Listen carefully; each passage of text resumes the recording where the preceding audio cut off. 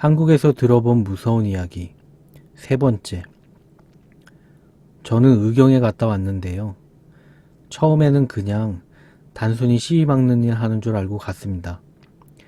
뭐 대부분의 사람이 의경하면 편한 곳이라고 생각하실 겁니다.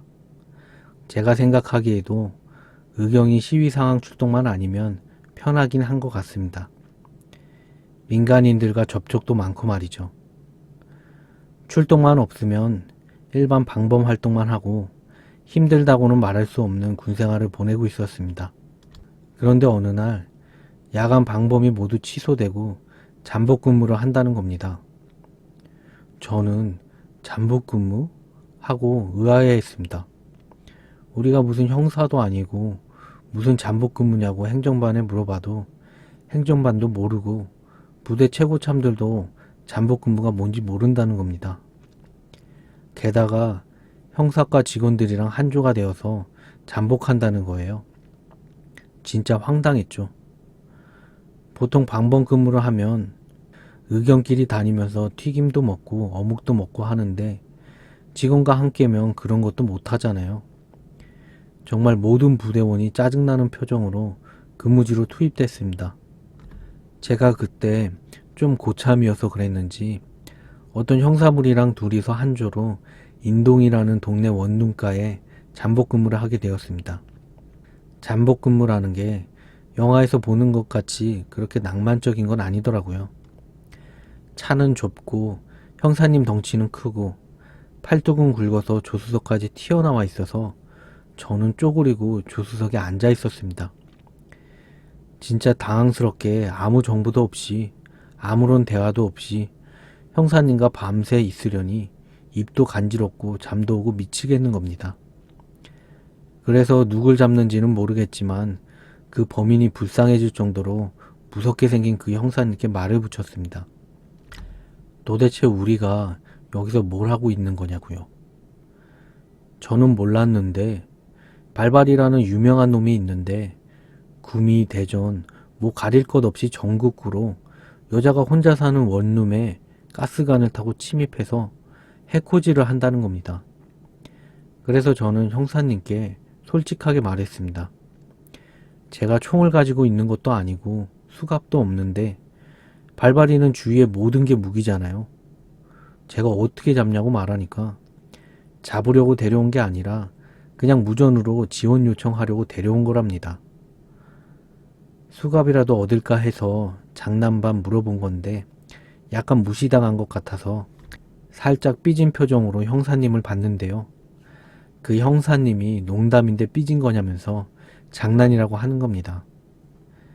저는 이제 수갑을 주려나 보다 생각했는데 그 발발이라는 놈 신장이 160도 안 되는 데다가 체격도 좋지 않아서 발발이가 바주카포를 들고 있어도 제가 잡을 수 있으니 걱정 말라는 겁니다. 그런데 솔직히 여자분들 중에서도 운동하시는 분들도 많고 체격적으로 우위에 계신 분들도 계실 텐데 수십 건의 범행을 저지르고도 흔적 하나 없다는 게 믿기지는 않았습니다. 저는 그냥 뭐 무전이나 치자라는 생각으로 원룸 쪽을 살펴보고 있었습니다. 그런데 뭐 사건이라는 게 그렇게 잘 일어나는 게 아니잖아요. 역시나 아무 일도 없었습니다. 그냥 그대로 동이 터오고 있었죠. 그런데 갑자기 형사님이 이제부터가 시작이라면서 잘 지켜보라는 겁니다. 발바리의 그 당시 범행 수법은 가스관을 통해 침입하고 범행 후에는 정문으로 당당하게 걸어 나오는 거라고 합니다.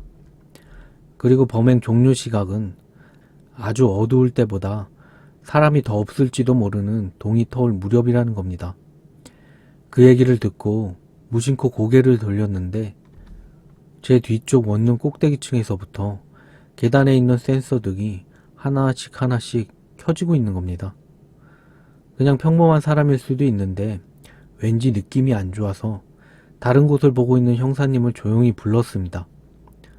형사님도 느낌이 안 좋았는지 내리라고 하더라고요.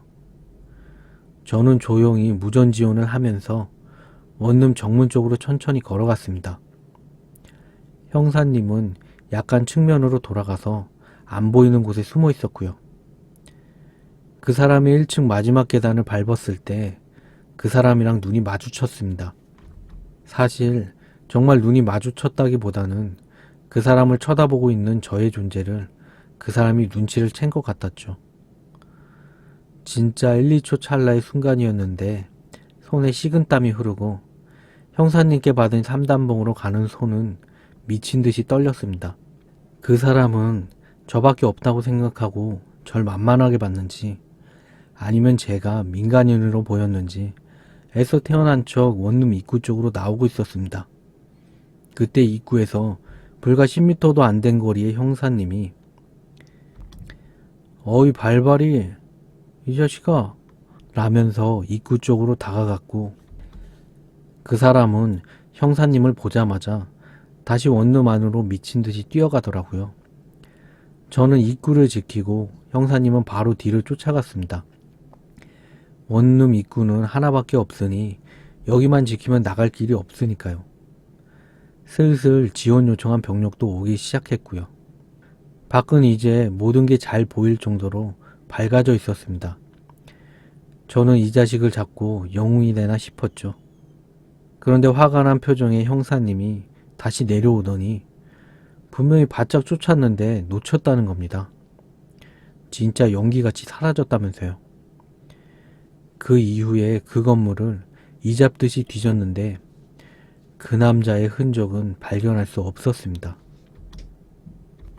그 사람은 발발이었을까요? 아니, 사람이긴 했을까요?